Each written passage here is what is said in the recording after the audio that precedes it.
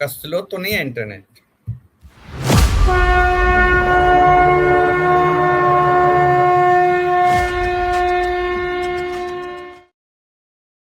नमस्कार देवी और सज्जनों, व्यालोकवाणी में आप सभी का स्वागत है। और आज आप एक लंबे अरसे के बाद हमारे साथ देख रहे होंगे हमारे साथ की चौखट में डॉक्टर गोपाल जी गोपाल को। आपने इनको हमारे साथ पहले भी सुना है।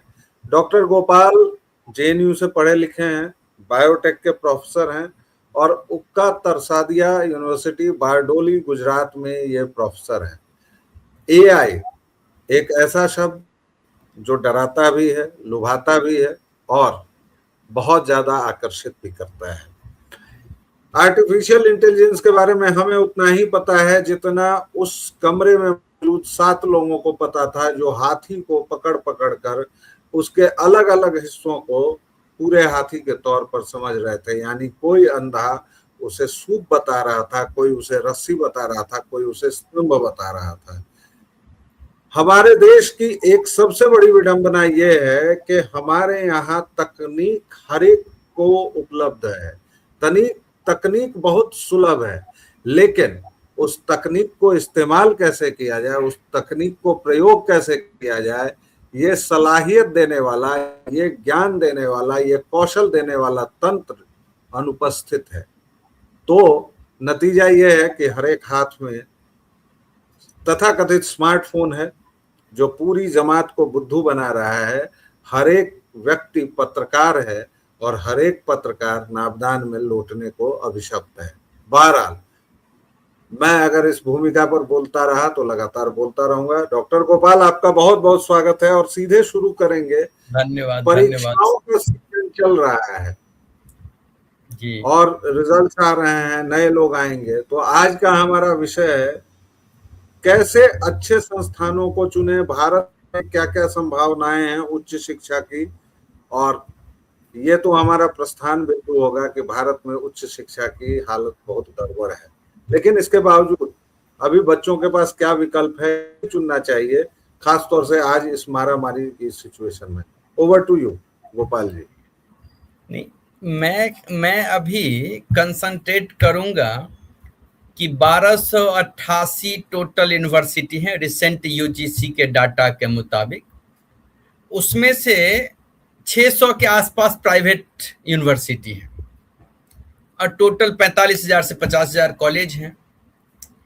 तो मैं डिस्कस करना चाहूँगा कि क्योंकि प्राइवेट यूनिवर्सिटी बच्चे के पैसे से ही डिपेंड करते हैं और बहुत सारा आजकल फ्री मार्केट हो गया है, तो उसमें जो 12 पास बच्चे हैं वो ग्रेजुएशन में, या जो ग्रेजुएट पास हैं, बीएससी स्पेशली पास है, वो एमएससी में किस तरह से अपने इंस्टीट्यूट का चयन करें, प्रोवाइडेड कि वहाँ अगर कंपटीशन नहीं है। अब कंपटीशन जहाँ है तो वहाँ खुद आप नहीं चयन करते हो इंस्टीट्यूट को, बल्कि आपको वो चयन करता है। बहुत टॉप है तो आप ठीक है 5-10 इंस्टीट्यूशन में टॉप में आप करेंगे, अदरवाइज इंस्टीट्यूट सेलेक्ट करता है। बट वैसे इंस्टीट्यूट बहुत कम है जहां आप कंपीट करके जाएंगे।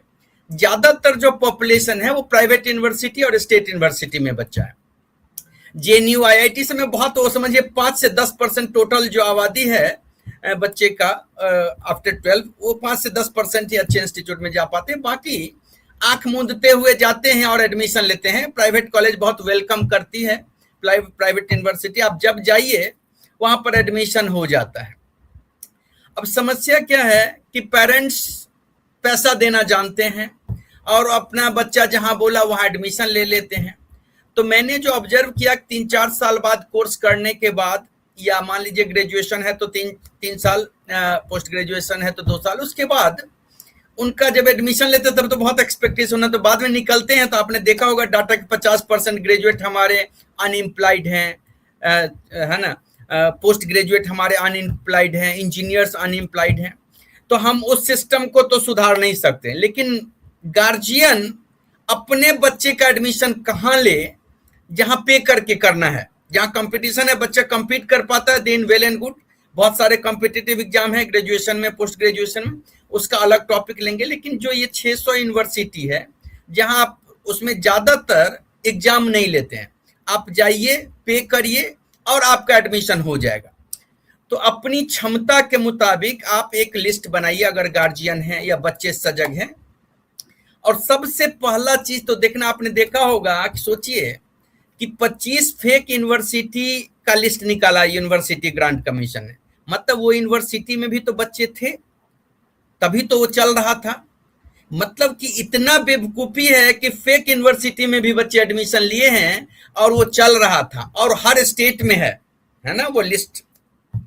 तो सबसे पहला चीज जो एडमिशन लेने से पहले कि आप जहां ले रहे हैं वो यूजीसी के लिस्ट में वो यूनिवर्सिटी है कि नहीं।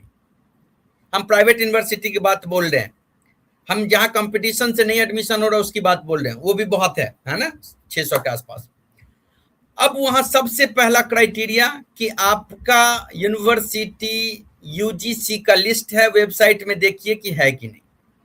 दूसरा कि चलो भाई लिस्ट है, मान लो आप जिस जगह रह रहे वहां 5-10 यूनिवर्सिटी है, जैसे गुजरात में 100 के आसपास यूनिवर्सिटी है, 6 करोड़ पॉपुलेशन है, 100 के आसपास यूनिवर्सिटी है, मैक्सिमम 60-70 जो है प्राइवेट ही है, 80।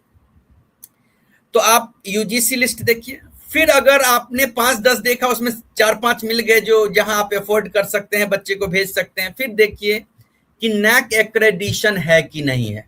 बहुत नया होगा तो नैक एक्रेडिशन नहीं होगा। उसके बाद अगर वो है तो NIRF रैंकिंग देखिए, मतलब एक मैट्रिक्स टाइप का बना सकते हैं चार्ट, उसको टिक कर करके तब आप इंस्टीट्यूशन को चेक कर सकते हैं। अगर ये तीनों है तब आप उसमें से जो सेलेक्ट किए 4-5, फिर क्या देखिए, क्योंकि प्रचार प्रसार बहुत होता है, तो आप क्या देख सकते हैं उसके बाद कि आप उसके वेबसाइट को विजिट करिए। इंस्टीट्यूट जहां लेना चाह रहे हैं उसके वेबसाइट में देखिए कि क्या फैकल्टी है कि नहीं। वहां बहुत सारे ऐसे इंस्टीट्यूट देखेंगे जहां हजार बच्चे हैं लेकिन फैकल्टी 2 है 3 है, उसमें भी 2-3 है तो वहां पर MSc पास ही है, फ्रेश है। मतलब यूनिवर्सिटी या कॉलेज के वेबसाइट को विजिट करके वहां पर वहां के प्रोफेसर देखिए, और प्रोफेसर का स्ट्रेंथ देखिए कि कितना उसमें PhD है, कितना उसमें कॉम्पिटिटिव एग्जाम से क्वालिफाई करके आए हैं। ये सारा चीज देख सकते हैं आप, घर बैठे बैठे जाने की जरूरत नहीं। इतना अगर सेटिस्फाई हुए तब आप इंस्टीट्यूट को विजिट करिए, क्योंकि ज्यादातर टाइम में क्या होता है कि इंस्टीट्यूट दिखाता है इंफ्रास्ट्रक्चर लेकिन वहां होता नहीं है। तो इंस्टीट्यूट विजिट करिए और वहां देखिए सही में जो फैकल्टी का लिस्ट आपने वेबसाइट में देखा वो है कि नहीं। साइंस की मैं बात करूं तो वहां लेबोरेटरी है कि नहीं, क्योंकि सिर्फ थ्योरेटिकल से नहीं काम चलेगा, और ज्यादातर खर्चा लैब में होता है, तो लैब का खर्चा इंस्टीट्यूट बताते हैं। तो आप एडमिशन लेने से पहले उस इंस्टीट्यूट में विजिट करिए और देखिए कि लेबोरेटरी है कि नहीं, लाइब्रेरी है कि नहीं, प्लेग्राउंड वगैरह है कि नहीं, हॉस्टल है कि नहीं, ऑडिटोरियम है कि नहीं। ये सब आपको बताएगा कि कितना ऑथेंटिक यूनिवर्सिटी है और कितना एकेडमिकली वो अच्छा है। नहीं तो सिर्फ बिल्डिंग है, 4 रूम 10 रूम एक बिल्डिंग है, उसके पास ना प्लेग्राउंड है ना लाइब्रेरी है, इसका मतलब समझ जाइए कि वो खाली आपको एडमिशन देके सर्टिफिकेट देकर पढ़ाई में खर्च नहीं करना चाह रहा है।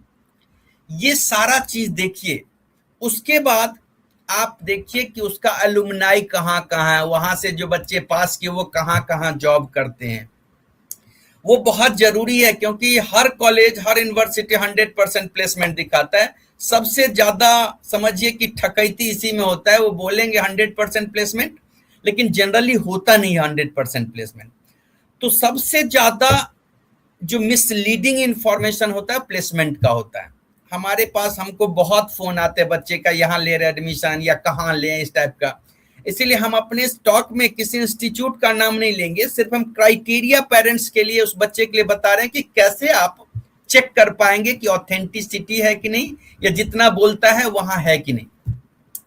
सो आप अगर प्लेसमेंट 100% बोल रहे हैं तो आप देखिए कि उसका मीडियन सैलरी क्या है। मान लो 50 बच्चा निकला M.Tech से, B.Tech से, MSc से, और बोलने सबका एडमिशन सबका प्लेसमेंट हो गया, तो आप सबका एक एवरेज मीडियन सैलरी पूछिए। ऐसा नहीं कि एक बच्चा को 10 लाख मिला तो आप समझ लीजिए अरे 10 लाख, वो बच्चा अब कौन सा था, पहले से कहाँ ट्रेनिंग लिया था, क्या लिया था, यू डोंट नो।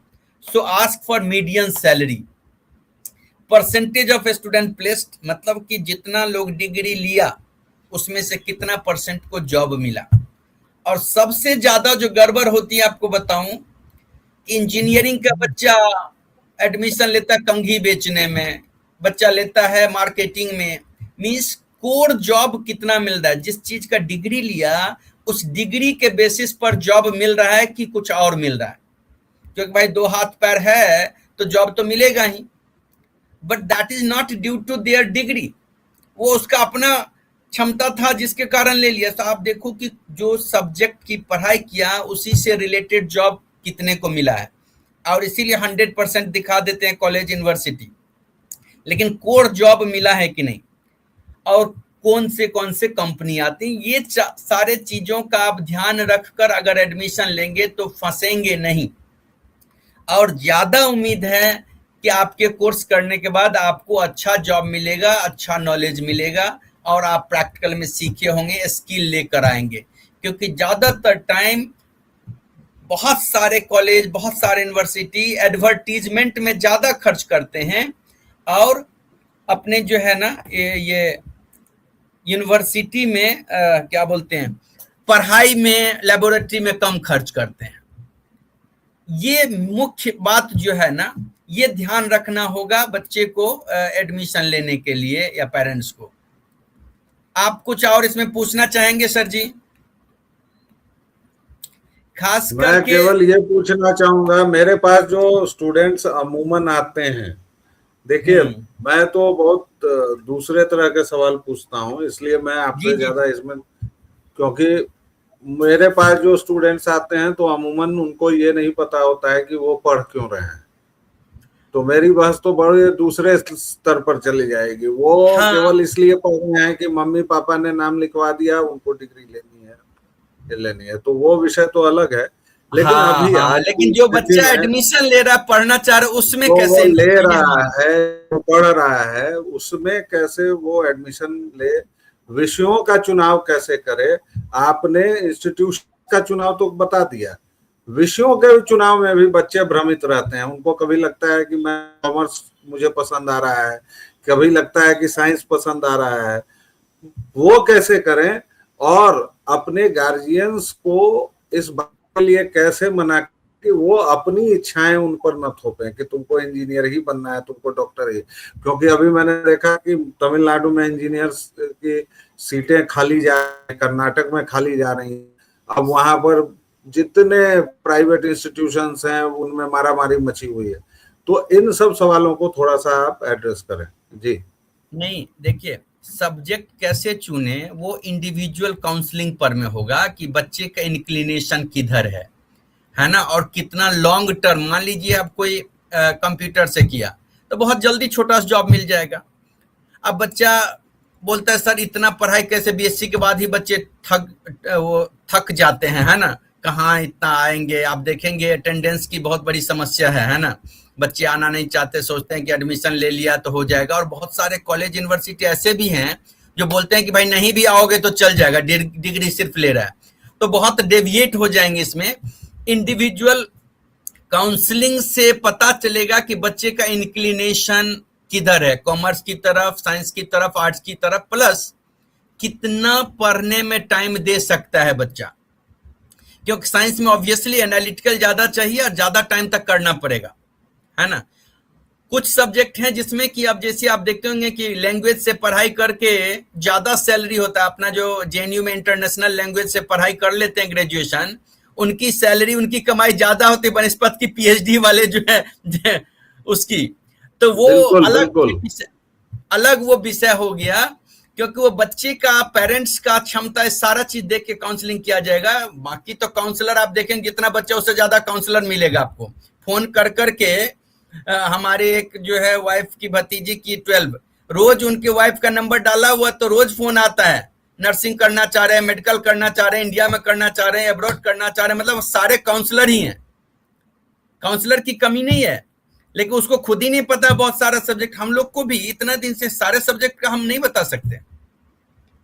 हमने ये देखा कि जो 600 यूनिवर्सिटी है ना, क्या है, सरकार बहुत आसानी से अप्रूवल दे रही है। आपको बताऊं, प्राइवेट यूनिवर्सिटी का और वहां पर बहुत सारे यूनिवर्सिटी में पढ़ाई नहीं हो रही है, टीचर नहीं है, पीएचडी की डिग्री फ्री दी जा रही है। तो इसलिए मैंने सोचा आपके माध्यम से, क्योंकि आपका विजिबिलिटी ज्यादा है बनस्पत की हमारी, सो हाउ वी कैन है ना कन्वे पीपुल की भाई सावधानी से एडमिशन लीजिए। ऐसा नहीं बाद में लेने के बाद उस सब्जेक्ट को गाली देने लगे, अरे बायोटेक तो मेरा बच्चा किया, कुछ नहीं हुआ। भाई कहाँ से किया?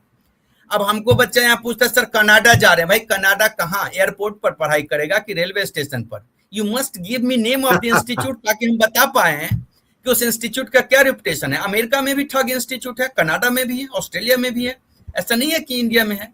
वहां भी ऑडिटोरियम में पढ़ाते हैं वो 1000 बच्चे को लेकर के। यहाँ से बच्चा गया, पेरेंट्स को दिखाया कि भाई जा रहे हैं, 25 लाख का लोन ले लिया, फिर वहां पढ़ रहा है। सो हम ये नहीं बता सकते, मतलब हमको तो सोसाइटी को अवेयर करना पड़ेगा कि खाली पहले हम लोग बच्चा थे तो इंजीनियरिंग करने के लिए कर्नाटक, तमिलनाडु खेत बेच बेच के जा रहे थे, है ना। रसिया जा रहे थे, जब कम्युनिस्ट का रिजीम था तो रसिया जा रहे थे। लेकिन बहुत सारे लोग, उसके बाद रसिया का ब्रेकडाउन हुआ तो बहुत सारे लोग बेरोजगार हो गए, आगे बैठ गए मेडिकल इंजीनियरिंग वाले। अभी मुस्लिम इंस्टीट्यूट का, तो मशरूमिंग होने में we can not change the policy, there is no control, there is no regulation, कितना फैकल्टी होना ही चाहिए, इतना इंफ्रास्ट्रक्चर होना ही चाहिए, there is no regulation. So parents, student कैसे डिसीजन ले, कैसे चूज करे, ये हम कर सकते हैं, और ये आपके माध्यम से करने का कोशिश किया जी। एक चलते चलते आपसे एक सवाल पूछना चाहेंगे जी कि अब तो दिल्ली में, मुंबई में हर एक जगह यूनिवर्सिटी है, खास तौर से दिल्ली पढ़ाई के मामले में मानी जाती है। आप वैसे वर्गीकरण मुझे अच्छा नहीं लगता, लेकिन अगर आपसे मैं पूछूं कि साइंस की पढ़ाई के लिए ग्रेजुएशन और उसके बाद के लेवल के लिए सबसे अच्छे 2-3 इंस्टीट्यूशंस कौन कौन से हैं, उसी तरह बाकी अगर आप क्लासिफाई करके बताना चाहें जल्दी जल्दी में तो प्लीज बता दें। साइंस खासकर जो पीसीबी ग्रुप वाले हैं, फिजिक्स केमिस्ट्री बायोलॉजी वाले हैं ना, उनके लिए तो मैं बताऊं, प्रीमियर इंस्टीट्यूट में आईसर है, Indian institute of science education and research, JNU है, आईआईटी है, सारे प्रीमियर इंस्टीट्यूट। उसकी तुलना कोई प्राइवेट नहीं करेगा। प्राइवेट में एक दो है, मैं लेकिन यहाँ नाम नहीं लूंगा उसका। लेकिन प्रीमियर इंस्टीट्यूट जो कंपटीशन से एडमिशन लेती है और फेलोशिप भी देती है एमएससी में। ये भी आपको आपके माध्यम से बताऊं कि जो बच्चा बोलता है कि कहाँ पढ़ाई नहीं कर पाए क्योंकि पैसा नहीं था, एमएससी में 5000 का महीना मिलता है, किसी किसी इंस्टीट्यूशन में 20,000 का महीना मिलता है एमएससी करने में जी। लेकिन उनको कम्पीट करना पड़ेगा। मैंने जो अभी मेन डिस्कस किया कि जहां पेरेंट्स, मैं बोलता भी बच्चे को हूं कि अरे तुमने जो एडमिशन लिया, हेलो जी जी, आपकी आवाज आ रही है बिल्कुल। हाँ, मैं बोलता हूं बच्चे को कभी कभी, जो एडमिशन लिया उसमें तुम्हारा क्या क्रेडेंशियल है? ये तो तुम्हारे पेरेंट्स ने एडमिशन लिया है, पेरेंट्स आए, पैसा दिए। और मैं तो बहुत सारे इंस्टीट्यूट में जाता हूँ लेक्चर सब के लिए, मैं वही पूछता हूँ व्हाट इज योर क्रेडेंशियल, क्या कभी कोई एग्जाम दिया? बहुत सारे एग्जाम होते हैं, एनटीएससी का एग्जाम होता है, नवोदय विद्यालय होता है, ग्रामीण छात्रवृत्ति होता है। तो बहुत सारे जो प्राइवेट कॉलेज यूनिवर्सिटी में वो 2-4% बच्चे हैं जो एग्जाम वगैरह दिए नहीं, तो 85% ऐसे ही सोचता है कि अरे ले लेते डिग्री तब तक के लिए। और कॉलेज ओपन है, यूनिवर्सिटी ओपन है, आओ भाई एडमिशन लो। अब तो देखिए कि पहले कुछ इंस्टीट्यूट में था एनआईओएस वाले से एडमिशन नहीं होता था, है ना, अब वहां भी ले रहे हैं, है ना। तो इसीलिए अब पेरेंट्स को सोचना कि भाई पैसा दे के ले रहे हैं तो कहाँ अवेलेबल जो आपके सराउंडिंग में है उसमें बेहतर कैसे चूज करें जी। और इस अवेयरनेस से क्या होगा कि कॉलेज यूनिवर्सिटी भी अपने आप को इम्प्रूव करेगा। अगर पेरेंट्स अवेयर हो जाएंगे तो वो भी ठगने का कोशिश कम करेगा, क्योंकि उसको भी सर्वाइवल पर प्रॉब्लम होगा। तो ओवरऑल एजुकेशन का स्तर अच्छा होगा। जी जी। तो दर्शकों, श्रोताओं और खास तौर से हमारी नई पीढ़ी के बच्चे बच्चियों, जेन जी के लोगों, अगर आप पढ़ाई लिखाई संबंधी कोई भी तथ्य गंभीरता पूर्वक समझना चाहते हैं, वैसे तो बहुतेरे ज्ञानी हैं, कोई बोझा है, कोई अपकीर्ति है, कोई खान है, कोई रवान है, जो आपको बहुत सारा ज्ञान देता है और ज्ञान की जगह वो बकवास देता है, घटिया बातें कहता है और हंसाता है। अगर आपको गंभीर बातें सुननी है, गंभीर चीजें जाननी है, तो कृपया कमेंट बॉक्स में आप अपने प्रश्न डालें। हम गोपाल जी जैसे अन्य तमाम शिक्षाविदों को आपके पास लाएंगे। हम एनसीईआरटी के लोगों को भी ला सकते हैं। तो अगर पढ़ाई लिखाई से संबंधित आपकी जो भी जिसी भी तरह की जिज्ञासा हो, प्लीज हमें बताएं और हम अपने शिक्षाविद मित्रों को पकड़ पकड़ कर लाते रहेंगे, आपको बताते रहेंगे। व्यालोक वाणी को जिस तरह समाज आपने के लिए अपना सबसे बड़ा उपकार होगा कि आप जो है वो ना सही इंफॉर्मेशन मिले, एजेंट की तरह। एजेंट जी क्या है, बहुत सारा। हमने इसीलिए किसी इंस्टीट्यूट का नाम जो है ना प्राइवेट नहीं लिया, क्योंकि जी आप जितना देखेंगे काउंसलर, वो किसी न किसी इंस्टीट्यूट से टैग कर देगा, है ना, वो जी उसी में से। तो ऐसा नहीं, हम बोल रहे हैं कि क्राइटेरिया आप देखो और अपने से एक्सरसाइज करो एंड देन उसमें टिक मार्क करके अपना इवैल्यूएशन करिए। जी। तो दर्शकों, व्यालोक वाणी को आप जिस तरह अपना स्नेह और प्रेम बनाए रखे हुए हैं, प्लीज बनाए रखिए। आपके स्नेह की वर्षा में भीगना हमें बड़ा अच्छा लगता है। आप हमें सहायता देना चाहते हैं तो क्यूआर कोड और नीचे नंबर्स भी चल रहे हैं, तो उन नंबर्स पर आप हमें सहायता भी कर सकते हैं। अभी के लिए इतना ही, फिर मिलेंगे। तब तक के लिए जय जय सिया राम। जय जय।